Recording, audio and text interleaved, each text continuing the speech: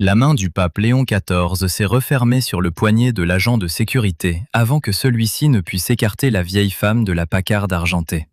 Dans la vaste salle privée baignée par la lumière crue des projecteurs de musée, le silence s'est figé. Autour d'eux reposent 39 automobiles de collection, un sanctuaire mécanique estimé à près de 12 millions de dollars.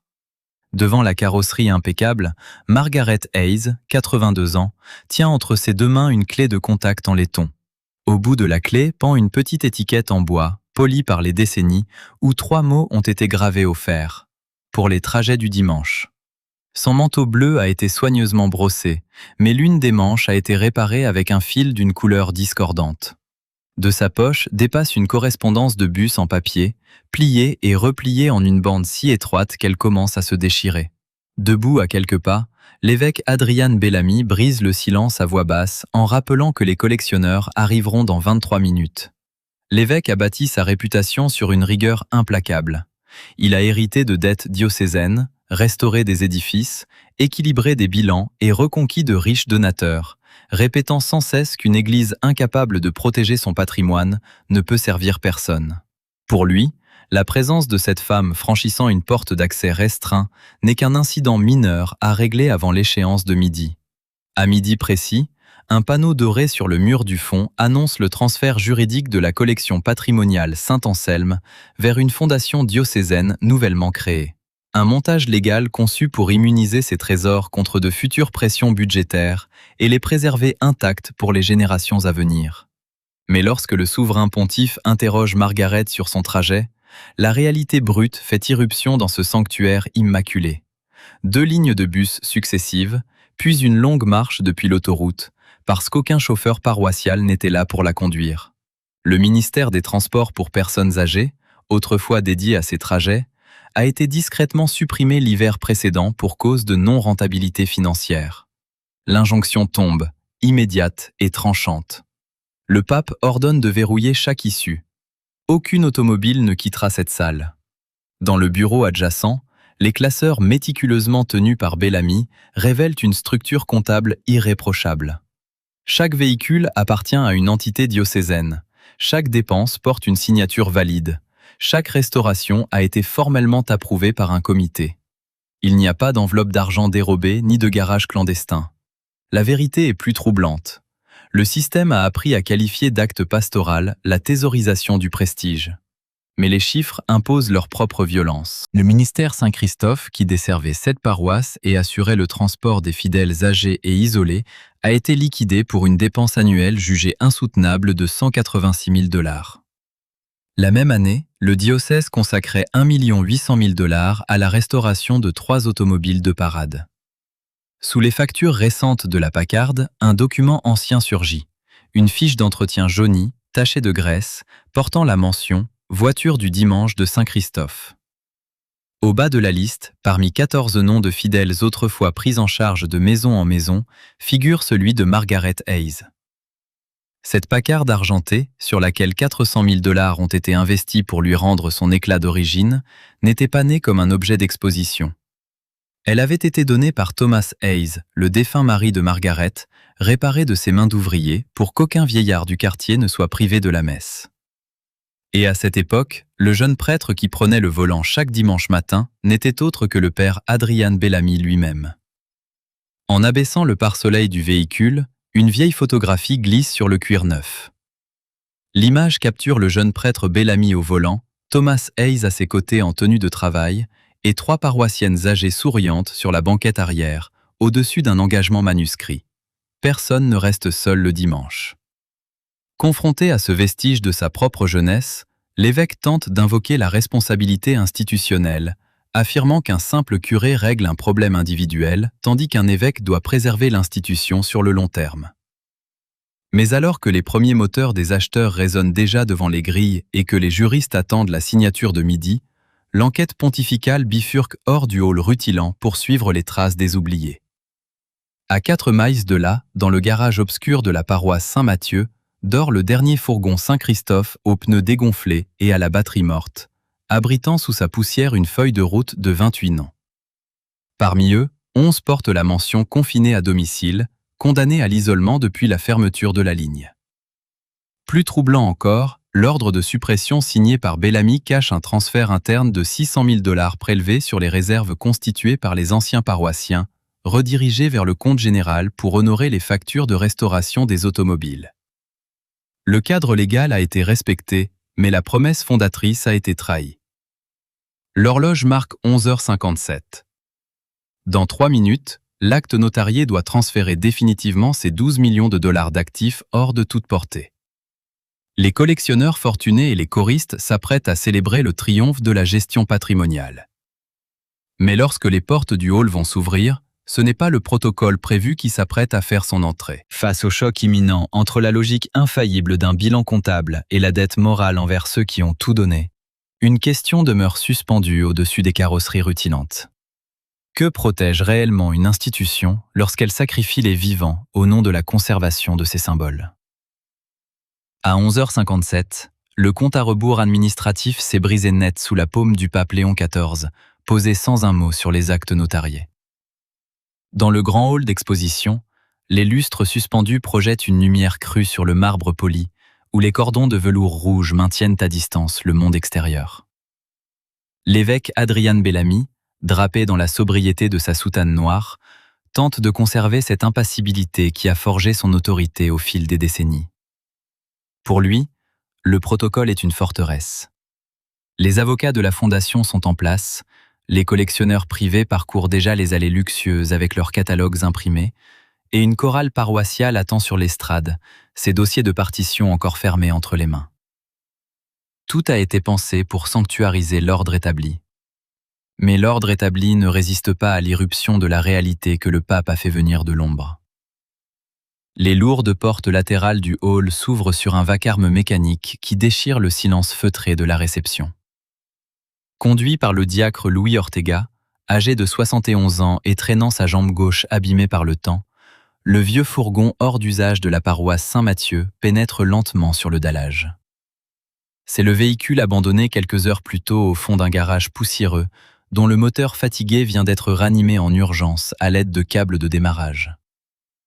Sa carrosserie est terne, ses amortisseurs grincent, et sa valeur marchande n'atteint même pas le prix d'un seul train de pneus de la voiture de sport rouge garée à côté. À la place du passager avant, Margaret Hayes ne quitte pas des yeux la Packard argentée. Derrière elle, descendant avec précaution sur le marbre, 6 paroissiens âgés incarnent le coût humain des arbitrages budgétaires de l'évêché. 2 d'entre eux s'appuient sur des déambulateurs métalliques. Un vieil homme serre contre ses genoux une lourde bouteille d'oxygène portable. Russ Donnelly, 90 ans, serre contre sa poitrine un missel soigneusement enveloppé dans un torchon de cuisine propre pour empêcher sa couverture usée de se déchirer.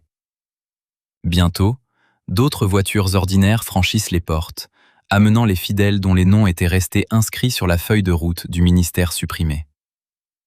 Au centre de l'assemblée des mécènes et des juristes, le pape ne cherche pas à chasser les témoins fortunés. Il les prend à témoin. Tenant entre ses doigts l'étiquette de bois usée par les années, il lit à haute voix la promesse gravée. Pour les trajets du dimanche. Puis il pose l'unique question qui dénude la mécanique de l'institution. Qui cette collection de 12 millions de dollars protégeait-elle réellement? Bellamy se retranche derrière l'axiome auquel il a consacré son épiscopat. L'Église ne peut servir personne si elle ne protège pas d'abord ses actifs patrimoniaux. Mais face au fourgon délabré et au visage ridé qui l'entoure, la logique des bilans se renverse. Le pape pointe du doigt le véhicule cabossé, puis Margaret, forçant l'évêque à admettre que sa prudence financière a transformé des êtres humains en variables d'ajustement. Sur le pupitre d'exposition, Léon XIV dépose la vieille photographie retrouvée derrière le pare-soleil. Les collectionneurs s'approchent, troublés. Ils découvrent le jeune prêtre Bellamy au volant de cette même Packard, aux côtés de Thomas Hayes et des personnes âgées qu'il transportait jadis chaque semaine. Margaret s'avance alors vers la carrosserie scintillante. Sans un cri, sans un geste de colère, elle dépose la clé de contact en laiton sur le capot. Sa voix, fluette mais parfaitement claire dans l'acoustique parfaite de la salle, touche l'évêque là où aucun reproche administratif n'avait pu pénétrer. Elle ne lui rappelle pas son titre de prélat ou de gestionnaire, mais celui de père, le prêtre qui jadis attendait au bas des perrons et connaissait chaque fidélité. Face à elle, la main de Bellamy tremble imperceptiblement et s'arrête avant d'effleurer le métal froid de la machine. L'illusion de la bonne gestion vient de céder la place à une vérité nue. En voulant sauver les biens, le système avait simplement renoncé à sa vocation première. Dans l'enceinte feutrée du hall d'exposition, la mécanique administrative et financière tente un ultime réflexe d'autopréservation. Devant l'assemblée de mécènes fortunés et d'hommes de loi dont les certitudes vacillent, l'évêque Adrian Bellamy cherche une nouvelle fois à justifier l'injustifiable par la rationalité économique. Il avance l'argument des fonds affectés. Les sommes colossales investies dans les restaurations provenaient de donateurs spécifiques, attirés par le prestige de pièces d'exception. Des donateurs qui n'auraient jamais consenti à financer les dépenses courantes d'un service d'ambulance ou de camionnettes paroissiales ordinaires. Pour l'appareil diocésain, l'artifice était parfait. Attirer les capitaux par la splendeur du patrimoine afin d'accroître la valeur globale des actifs. Mais cette logique comptable s'effondre lorsque le pape Léon XIV prend directement à témoin les acquéreurs potentiels. Se tournant vers un collectionneur placé au premier rang, catalogue baissé, le pape lui demande sans détour s'il aurait réellement refusé son aide à ses fidèles vulnérables s'il avait su. Le malaise gagne l'assistance. Regardant Margaret Hayes, puis la lourde bouteille d'oxygène posée sur le plancher du fourgon usé, l'homme admet à voix basse son impuissance morale. Une mécène venue pour enchérir sur la Mercedes d'avant-guerre demande publiquement le coût réel d'un véhicule adapté aux personnes à mobilité réduite. La frontière dressée entre la charité et le prestige s'efface sous le poids des évidences.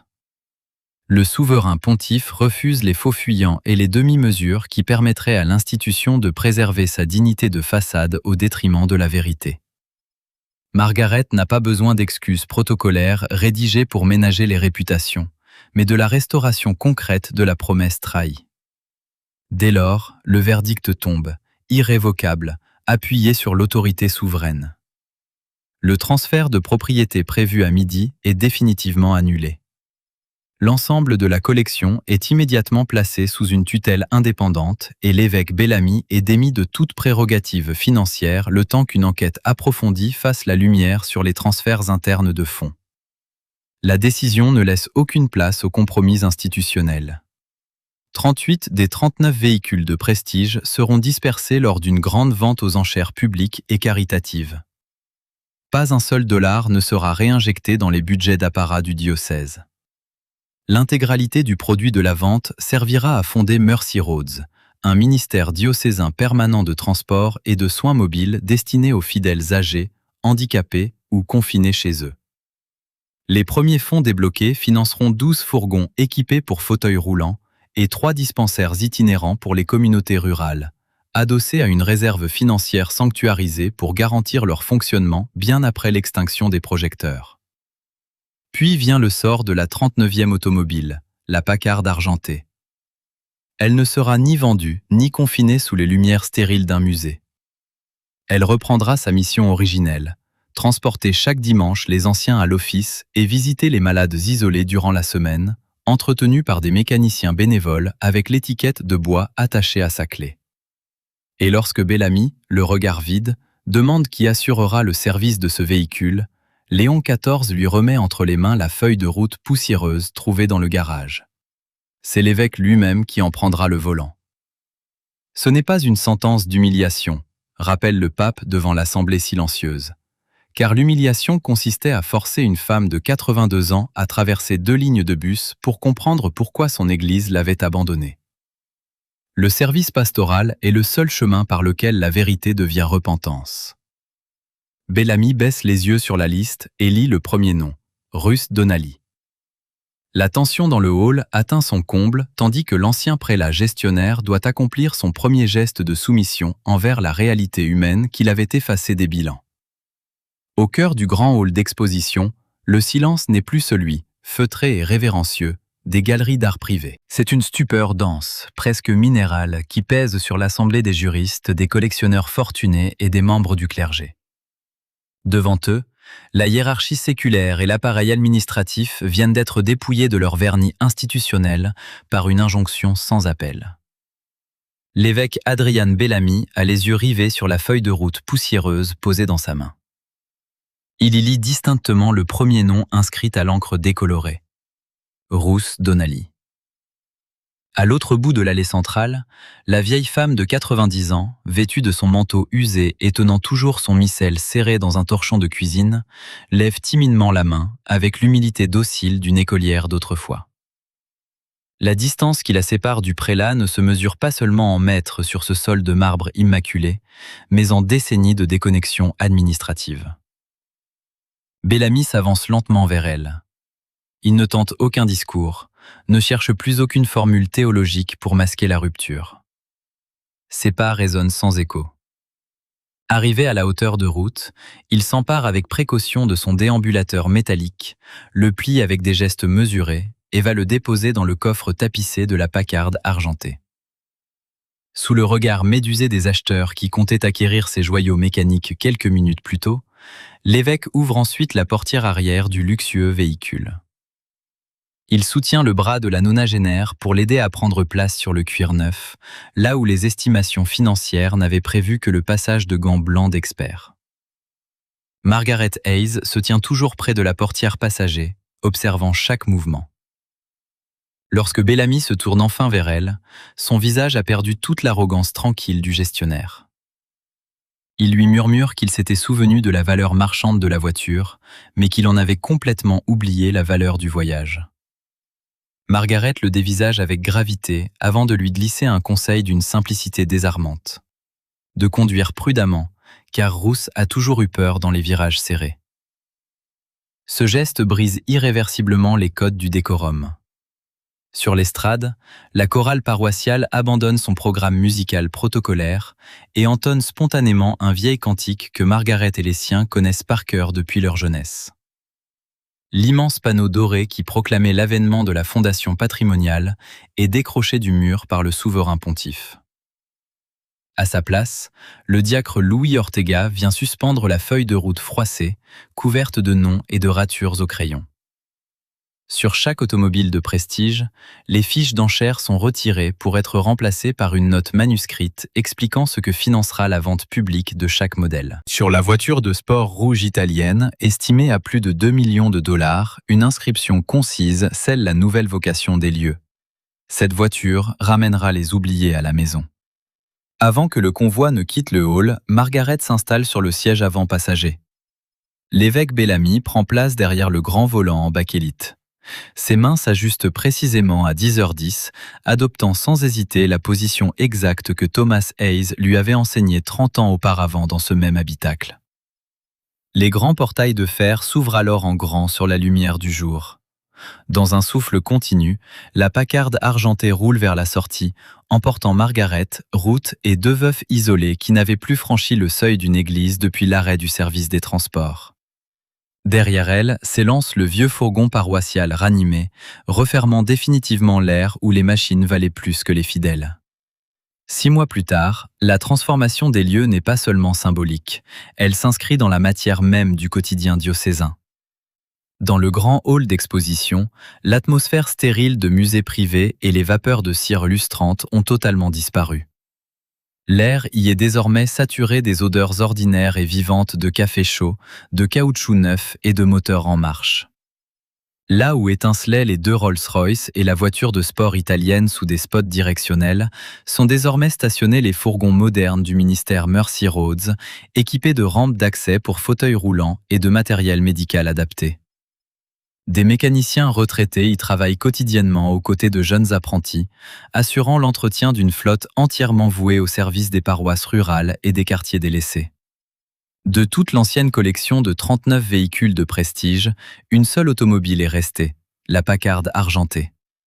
Sa peinture conserve son éclat d'antan, mais son coffre arrière n'abrite plus les kits d'entretien de luxe d'une salle des ventes. Un déambulateur métallique plié y repose en permanence. L'évêque Adrian Bellamy n'a plus la haute main sur les arbitrages financiers du diocèse. Dépouillé de son autorité budgétaire, servant désormais sous une tutelle indépendante, il porte un simple manteau noir sans apparat. Dans la poche intérieure de sa veste, le document le plus précieux n'est plus un bilan comptable certifié, mais la feuille de route pliée, usée sur les bords, portant les adresses des paroissiens isolés. Chaque dimanche matin, bien avant les premières cloches, la Packard s'arrête devant la maison de Margaret Hayes. L'attente et l'incertitude qui avaient rythmé ces 11 semaines d'absence forcée appartiennent au passé. Avant même que Bellamy n'ait le temps de frapper à la porte, Margaret ouvre, déjà chaussée de ses souliers noirs soigneusement cirés la veille au soir.